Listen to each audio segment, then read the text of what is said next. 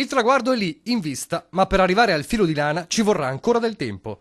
È la corsa dell'autonomia del Veneto, che fra 3 giorni celebra un anno dal plebiscito del sì, con oltre 2 milioni di veneti alle urne per dare il via alla rivoluzione.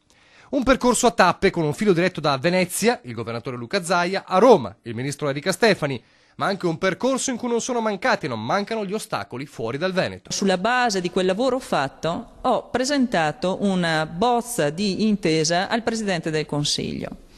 È vero che io speravo che si potesse arrivare magari a coronare, era un sogno anche di poter coronare la firma dell'intesa proprio nel giorno dell'anniversario, però purtroppo devo annunciare che questo non potrà avvenire, in quanto alcuni ministeri che non sono della Lega hanno ritenuto di chiedere degli approfondimenti, degli esami ulteriori su quelle che sono richieste di autonomia, delle valutazioni.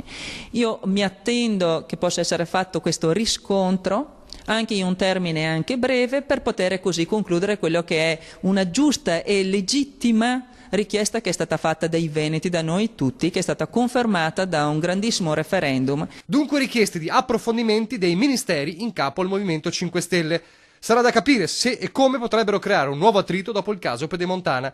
E l'aria burrascosa di queste ore in seno al governo giallo-verde sulla manovra del condono non aiuta. Anche se per Stefani l'autonomia è un valore di tutti. Ritengo che l'autonomia sia un qualcosa che va oltre. Perché l'autonomia, per come l'abbiamo strutturata, non comporta oneri di finanza. L'intesa non comporta oneri di finanza e la legge che recepisce l'intesa non comporta spese per lo Stato. Intanto l'asse Zaia-Stefani va avanti con la richiesta ribadita delle 23 materie e risorse derivate dal gettito IVA e IRPEF come strumento di svolta. Cioè quello che è il costo che sostiene il governo e lo Stato per quella competenza a livello regionale.